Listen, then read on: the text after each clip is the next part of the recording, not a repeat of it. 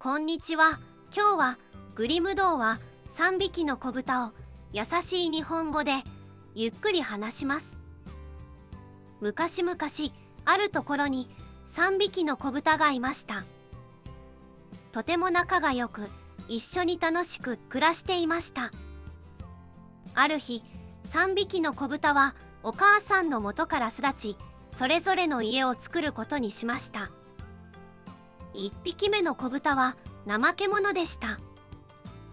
できるだけ楽をしたいと考え、藁を集めて簡単に家を作りました。藁の家はとても早くできました。1匹目の子豚はこれで大丈夫だろうと思い安心していました。2匹目の子豚は少しだけ真面目でした。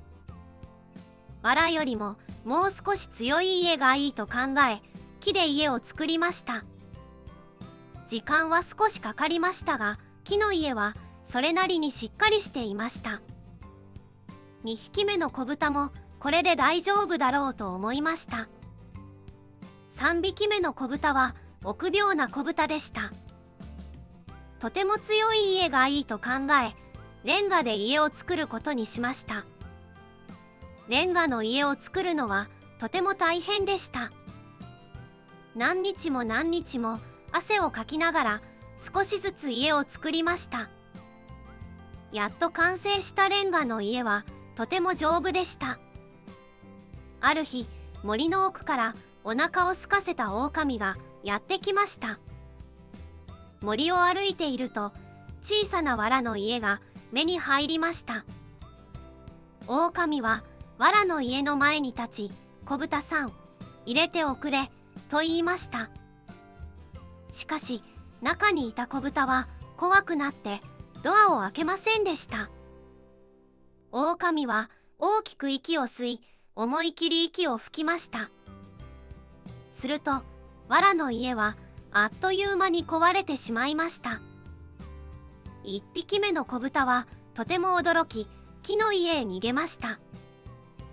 狼は次に木の家へ行きました。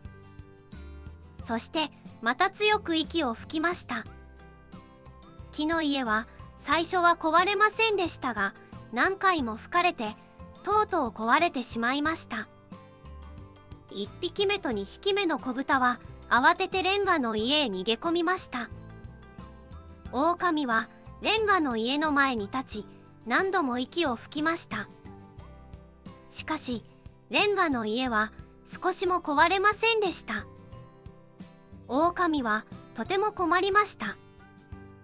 そこで煙突から入ろうと考えました。煙突の下では3匹目の子豚が鍋にお湯を沸かして待っていました。煙突から落ちてきた狼は鍋の中に落ちてしまいました。狼は暑さにびっくりして外へ逃げていきました。それから狼は二度と子豚たちの前に現れませんでした。3匹の子豚はとても喜びました。